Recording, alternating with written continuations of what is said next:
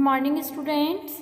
BSc part second year unit third and also paper third हम पढ़ रहे थे, ठीक है। टेरिडोफाइटा, जिम्नोस्पर्म एंड पेलियोबॉटनी हम ये पढ़ रहे हैं। इसके अंदर हमारा जो टॉपिक चल रहा है वो चल रहा है साइकस के बारे में, ठीक है। साइकस के बारे में हमने कल कहाँ तक पढ़ लिया था? फर्टिलाइजेशन तक हम पढ़ चुके हैं इसमें, ठीक है। अब हम फर्टिलाइजेशन से आगे का पार्ट पढ़ेंगे जो है डेवलपमेंट एम्ब्रियो का पार्ट, ठीक है। इसमें मैंने कल आपको डेवलपमेंट एम्ब्रियो में मैंने कल आपको इसका डायग्राम बता दिया था, ठीक है। डायग्राम बनवा चुकी थी और अब आज हम इसकी थ्योरेटिकल जो है, ठीक है, थ्योरी जो है इसकी वो लिखेंगे। तो डाल दीजिए टॉपिक क्या है आपका इसमें, डेवलपमेंट ऑफ एम्ब्रियो। आज का जो टॉपिक है वो है डेवलपमेंट ऑफ एम्ब्रियो।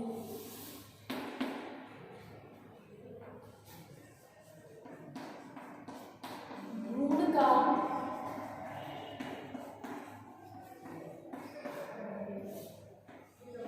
परिवर्तन, ठीक है, ये टॉपिक है। तो लिखें इसके अंदर फर्स्ट हिंदी मीडियम वाले स्टूडेंट्स, फिर देन मैं इंग्लिश मीडियम वाले स्टूडेंट्स को नोट डाउन करवाऊंगी। तो लिखिए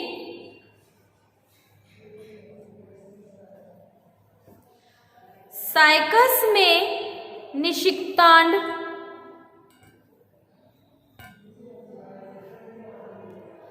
साइकस में निषिक्तांड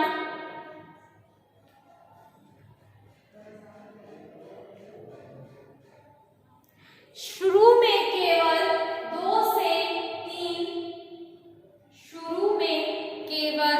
2 से 3 मिलीमीटर तक लंबा होता है, मिलीमीटर तक लंबा होता है।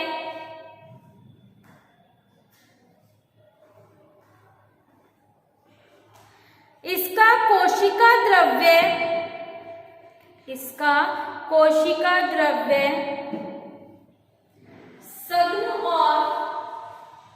सघन और छोटी छोटी रिक्तिकाओं युक्त होता है, छोटी छोटी रिक्तिकाओं युक्त होता है।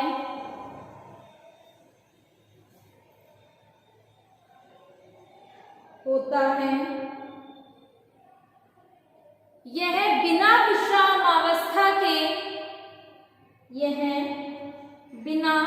विश्रामावस्था के ही विभाजित होता है। नेक्स्ट, विभाजन से पहले इसका केंद्रक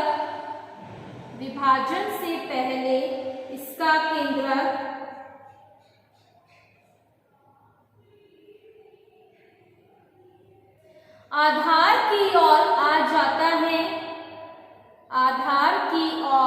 आ जाता है और स्वतंत्र केंद्रीय विभाजन द्वारा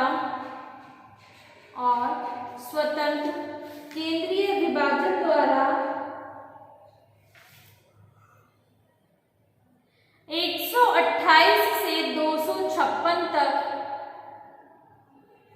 128 से 256 तक मुक्त केंद्रक बना लेता है। यह सभी केंद्रक परिधि की ओर आ जाते हैं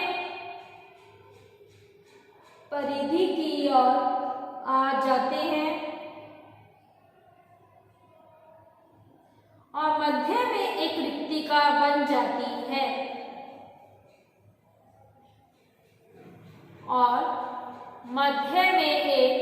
रिक्तिका बन जाती है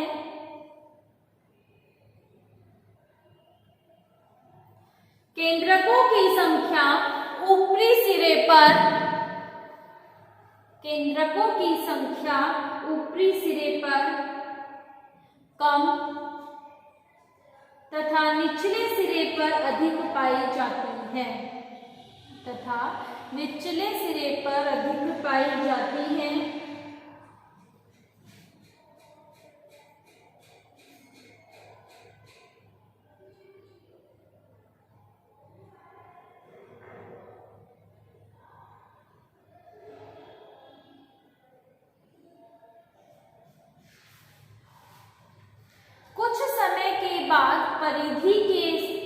कुछ समय बाद परिधि से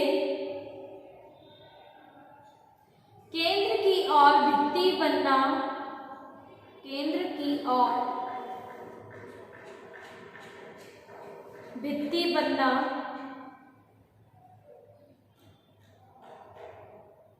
आरंभ हो जाती है, आरंभ हो जाती है,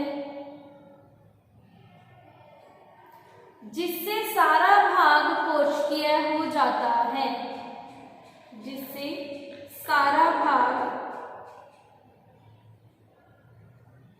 कोशिकीय हो जाता है।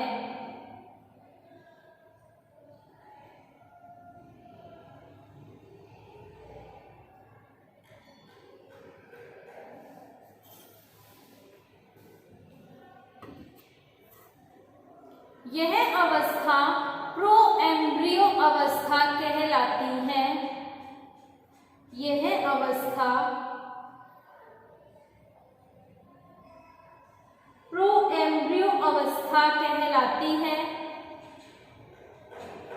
जो 3 भागों में विभाजित होती है, जो 3 भागों में विभाजित होती है।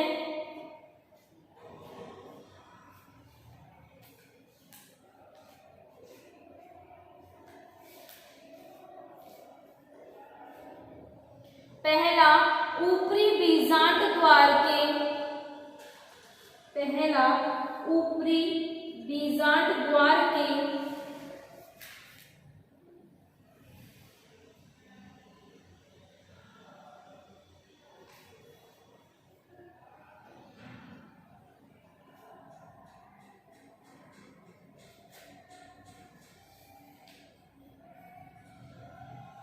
बीजांड द्वार के निकटतम भाग को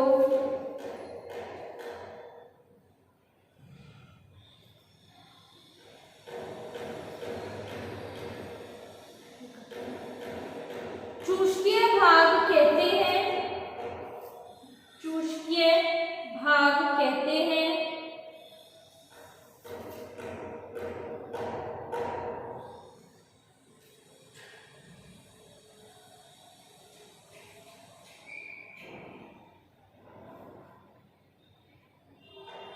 चुस्कीय भाग कहते हैं।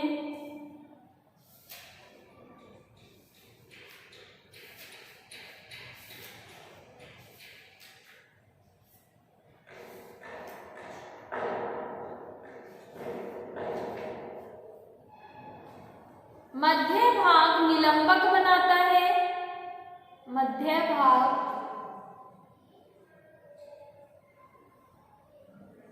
निलंबक बनाता है।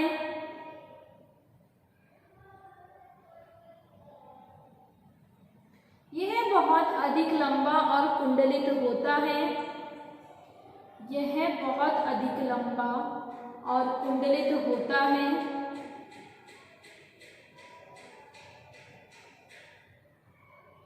नेक्स्ट, आधारीय भ्रूणीय भाग में, आधारीय भ्रूणीय भाग में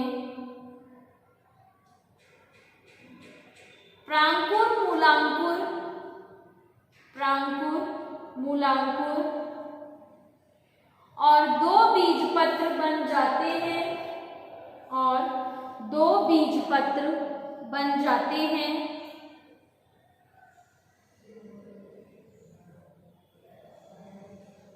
साइकस में कई भ्रूण बन सकते हैं,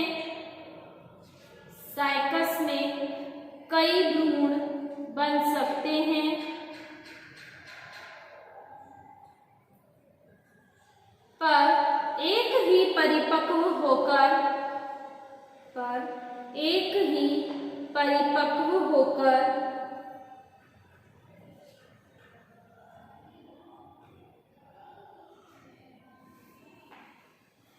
बीज का निर्माण करता है। बीज का निर्माण करता है।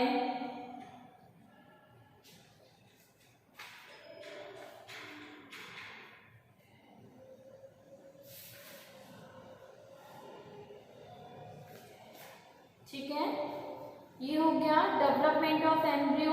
इसमें क्या होता है, साइकस में ओस्फेयर बन जाता है। ठीक है, फर्टिलाइजेशन के बाद ओस्फेयर बन जाता है जो 2 से 3 मिमी लंबा होता है। ठीक है, इसकी कोशिका में जीव द्रव्य जो होता है वो सघन और छोटे छोटे रिक्तिकाओं से मिलकर बना होता है। ठीक है, विभाजन से पहले जो सब केंद्रक होता है वो इसके धार भाग को होता है और फिर इसके बाद इसमें केंद्रीय विभाजन होता है जिससे 128 से 256 मुक्त केंद्रक बन जाते हैं। ठीक है, ये सभी केंद्रक क्या होते हैं, परिधि की ओर आ जाएंगे। परिधि में आने पर इनमें बीच में एक वॉक्यूल या रिक्तिका बन जाती है जिससे केंद्रकों की या न्यूक्लियस की जो संख्या होती है वो ऊपर वाले हिस्से में कम होती है, नीचे वाले हिस्से में अधिक पाई जाती है। इस प्रकार इसमें परिधि से केंद्र की ओर भित्ति बनने लग जाती है और सारा भाग जो होता है वो कोशिकीय हो जाता है, सेलुलर टाइप का हो जाता है। ये क्या कहलाता है, प्रो एम्ब्रियो स्टेज कहलाती है। ये 3 भागों में विभाजित होती है। पहले जो ऊपर का पार्ट होता है उसको हम बोलते हैं माइक्रोपाइलर, दूसरा नीचे का या मध्य का जो भाग होता है उसको हम बोलते हैं सस्पेंसर और लास्ट जो भाग होता है वो होता है एम्ब्रॉयल पार्ट जिसमें मूलांकुर, प्रांगुर या बीजपत्र बनते हैं। ठीक है, अब इंग्लिश मीडियम वाले बच्चे लिखेंगे, लिखिए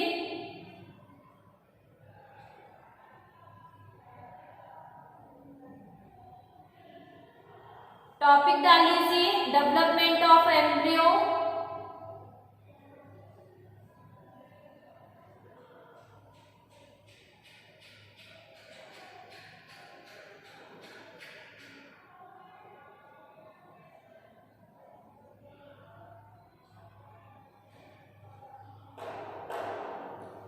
The diploid zygote functions. The diploid zygote functions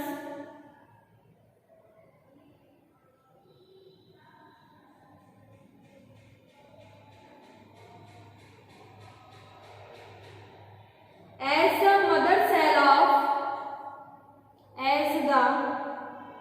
mother cell of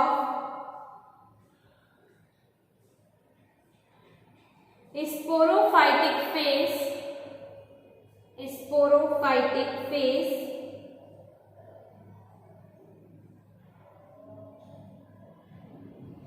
it increases in size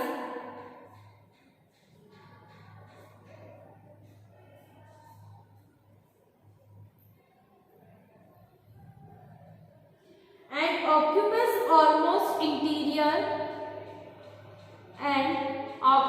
almost interior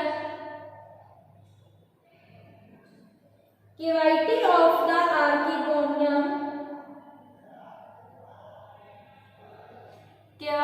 of the archegonium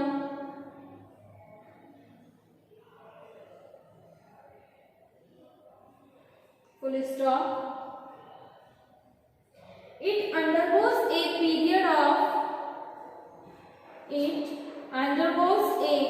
period of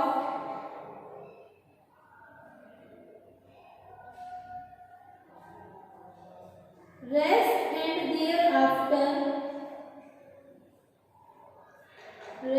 and thereafter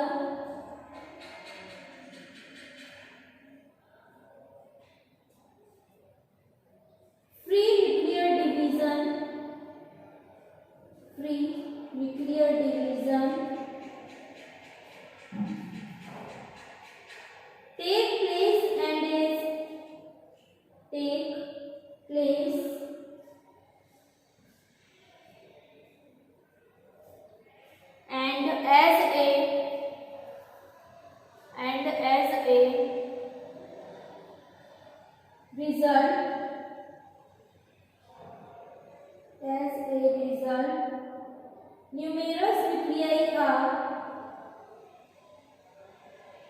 numerous nuclei are formed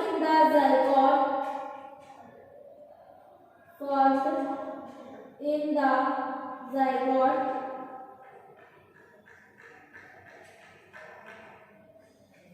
full stop. Then a central vacuoles appear. Then a central vacuole appears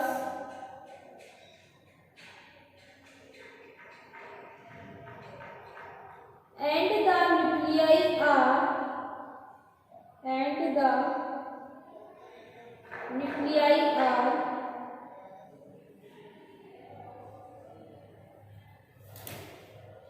pushed to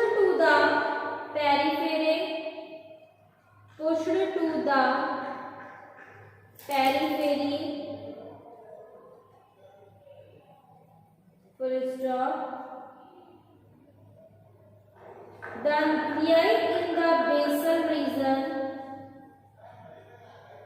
nuclei in the basal region,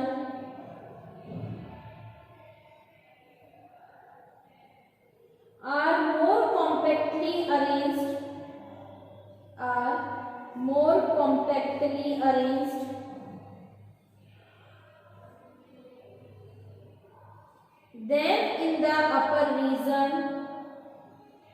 than in the upper region,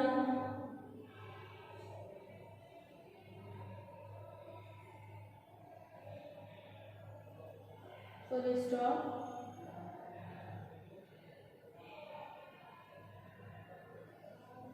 The cell wall formation starts.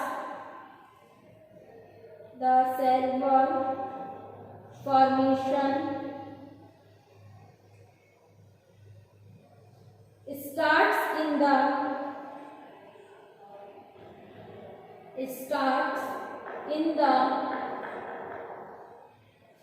basal region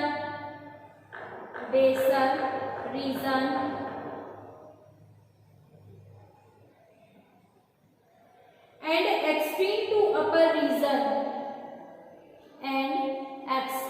to upper region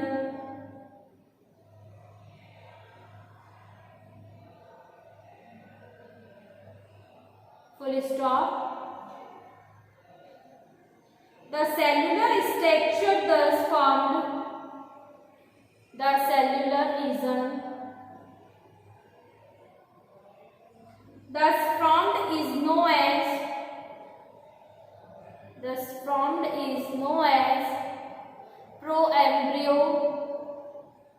proembryo, full stop. The cells in the upper part of proembryo,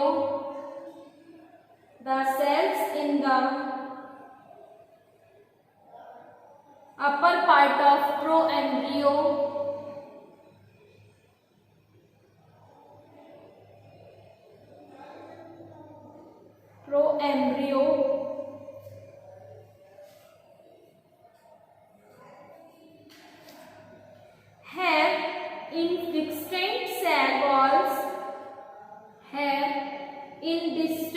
cell walls,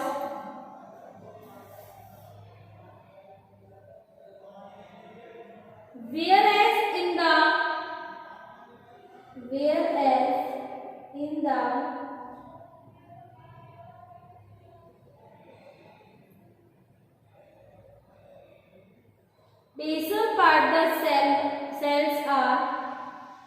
basal part the cells are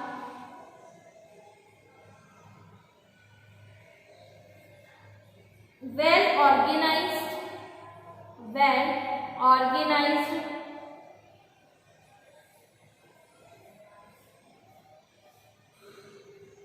full stop. The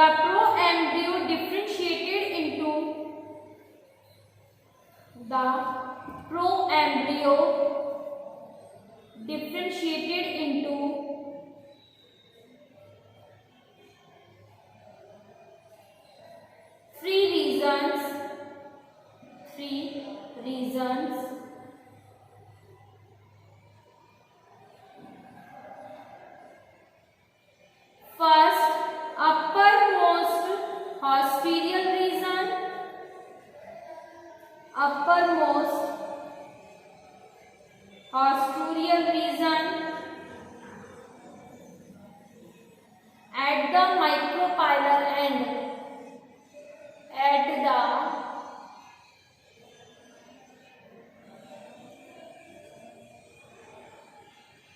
micropylar and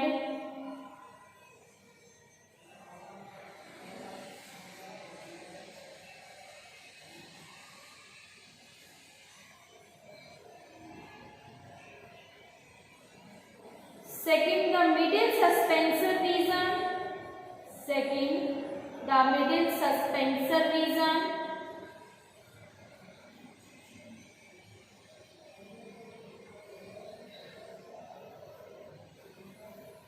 And third, the basal embryoal region.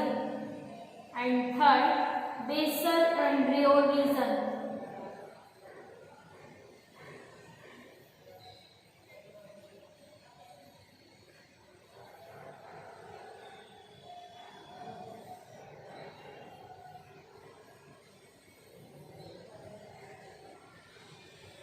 Full stop. The cells of posterior region. The cells of posterior region absorb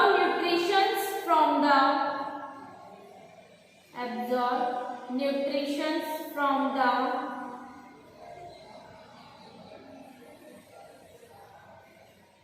micropylar and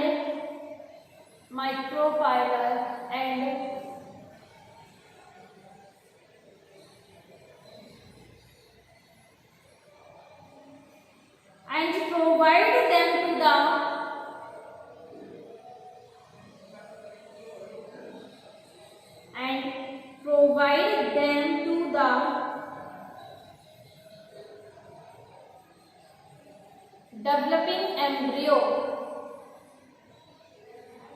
developing embryo.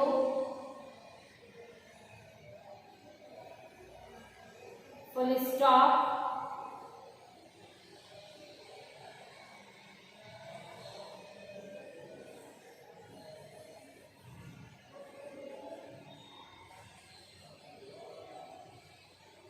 Full stop. The cell of suspensor region. The cell of suspensor region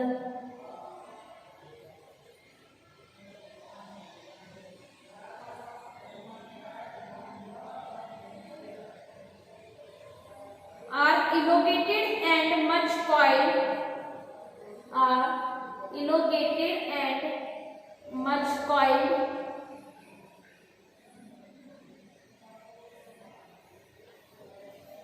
They push the embryo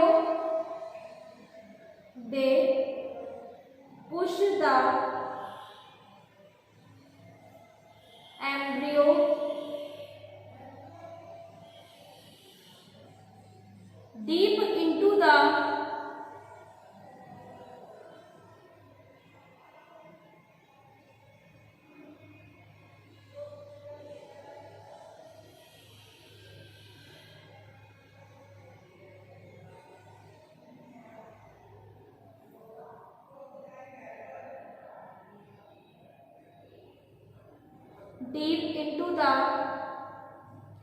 female gametophyte. Full stop. The embryonal regions from the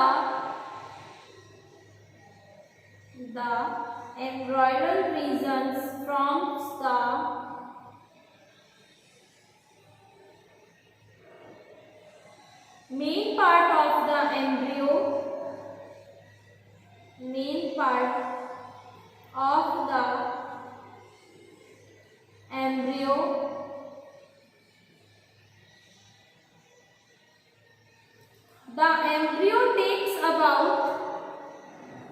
the embryo takes about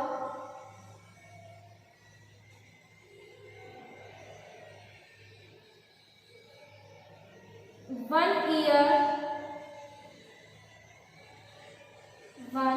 year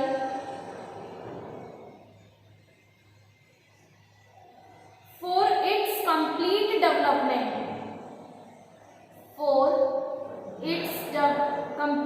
development.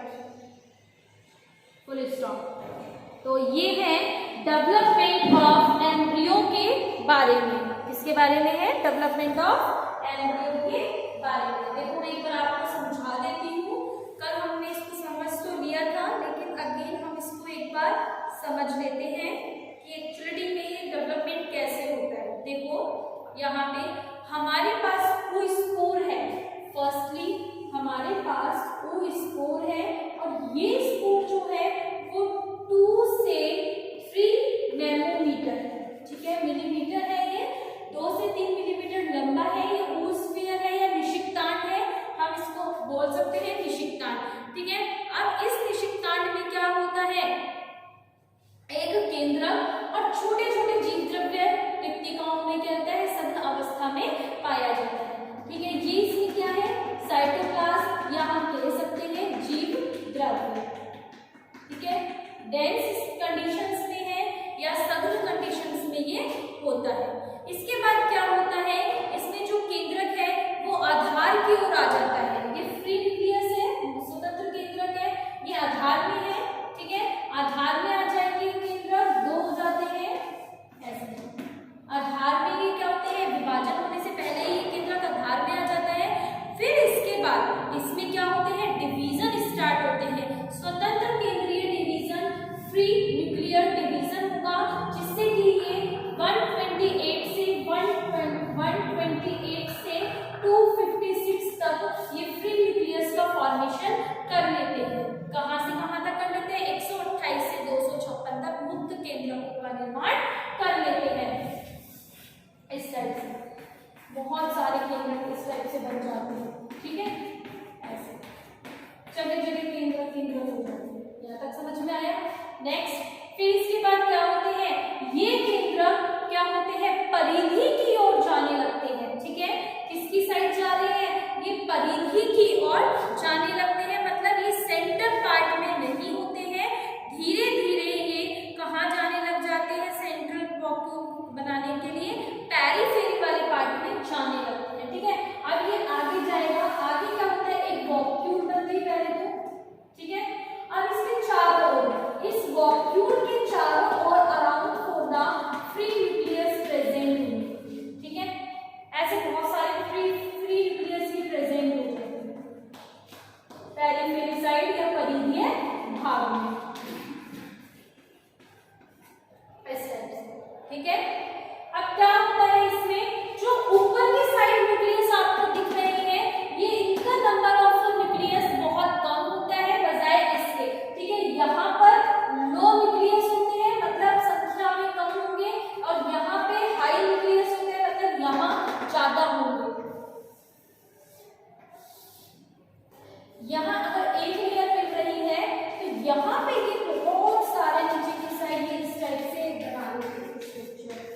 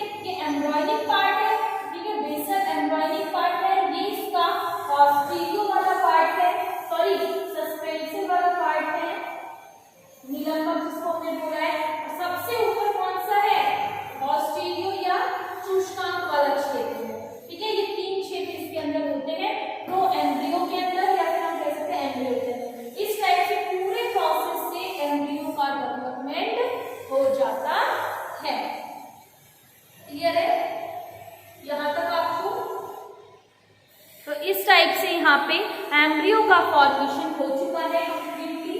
ठीक है, first में एक बार दोबारा बता देती हूँ, हमारे पास क्या था, ooth sphere था।